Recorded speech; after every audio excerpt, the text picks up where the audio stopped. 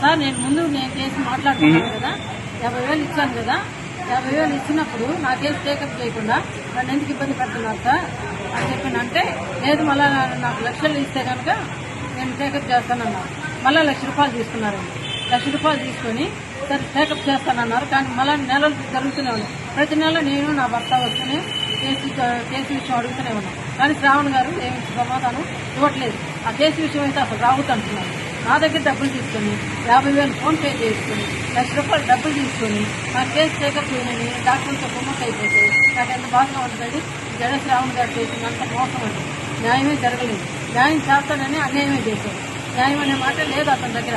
పేరుకు మాత్రం అంటాడే కానీ అది న్యాయమే లేదు. తర్వాత నేను ఎన్ని రోజులైనా ఎదురు చూస్తున్నాను కానీ అతను మేము డబ్బులు అడిగినప్పుడల్లా మా దగ్గర రుబాబు పంపిస్తున్నారు.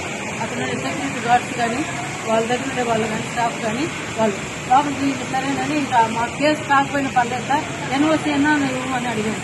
ఎన్ఓసీ కానీ మేము పోతే ఆ రోజు నేను, నా భర్త, మా సిస్టర్ సలేం అనే అమ్మాయి మేము ముగ్గురం వచ్చాం. ముగ్గురం వచ్చిన తర్వాత మాతోటే అసభ్యకరంగా మాట్లాడుతూ అతను మీకు ఏంది నేను కేసు టేకప్ చేసేది చేయను, ఇది వల్ల కాదు, నేను చేయనని చెప్పేసి అసహ్యంగా మాట్లాడుతూ నన్ను 2 మీద చేయబెట్టి తోసేసి మీ దిక్కున్న కూడా చెప్పుకోండి, నేను మిమ్మల్ని మాట చేయిస్తానని చెప్పేసి తన అనుచరులతో చెప్పించి మమ్మల్ని బెదిరించారండి. రోజులు తర్వాత మేము ఎట్టగా ఎలాగో బయటకు తప్పించుకొని వారిపైకి వచ్చామండి ప్రాణహాని.